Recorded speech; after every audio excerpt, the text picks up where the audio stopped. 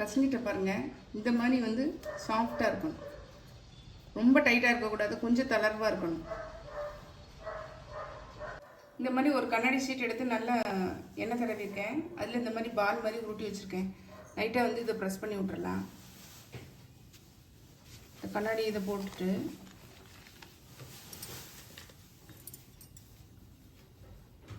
இந்த மாதிரி கனமான இதை வச்சு நம்ம வந்து என்ன செய்யலாம், அமுக்கி விட்டுறலாம், ப்ரெஸ் பண்ணி விட்டுறலாம்.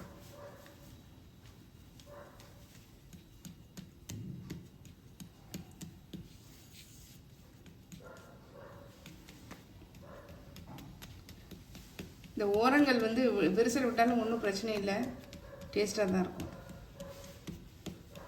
இதே மாதிரி எல்லாத்தையும் தட்டி வச்சுட்டு நம்ம பொரிச்சு எடுத்துடலாம். தட்டி வச்சு இப்போ அடுப்பில் போட்டு பொரிச்சிடலாம். எண்ணெய் சூடாகிடுச்சு பாருங்கள். நம்ம இந்த ஸ்டேஜில் தட்டின இதை வந்து நம்ம சேர்த்துடலாம்ல.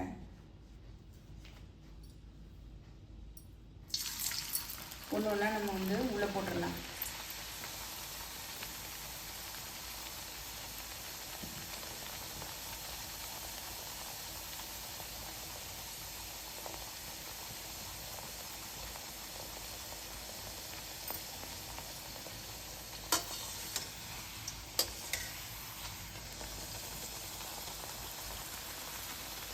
இதே மாதிரி மற்றதே உள்ள தட்டி போட்டுடலாம்.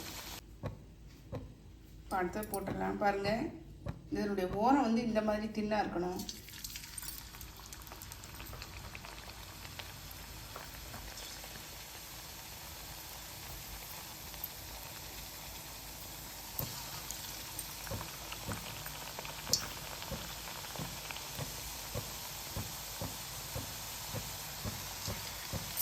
நான் போர்க் வச்சு லைட்டாக வந்து குத்தி விட்டுருக்கேன், வேகட்ட காமிச்சு.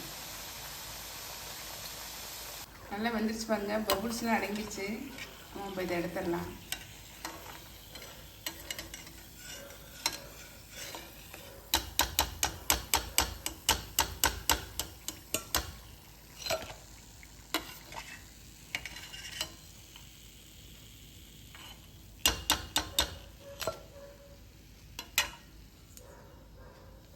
இதை எடுத்துட்டேன் பாருங்கள் எப்படி வந்திருக்குன்னு. இதே மாதிரி மற்றதும் போட்டுட்டு காமிக்கிறேன். நம்மளுடைய தட்டை பாருங்கள், சூப்பராக ரெடி ஆயிடுச்சு. செம்ம டேஸ்ட்டாக இருக்குங்க. நீங்களும் கண்டிப்பாக ட்ரை பண்ணி பாருங்கள். கோகுலாஷ்டமிக்குன்னு இல்லை, நீங்கள் ஈவினிங் ஸ்நாக்ஸ் கூட ட்ரை பண்ணி பாருங்கள், சூப்பராக இருக்கும். ட்ரை பண்ணி பார்த்து கமெண்ட்டில் சொல்லுங்கள், லைக் பண்ணுங்கள், ஷேர் பண்ணுங்கள், சப்ஸ்கிரைப் பண்ணுங்கள், பக்கத்தில் பெல் ஐக்கானை கிளிக் பண்ணுங்கள். நாளைக்கு வேறு ரெசிபியில் உங்களை சந்திக்கிறேன். Bye, thank you.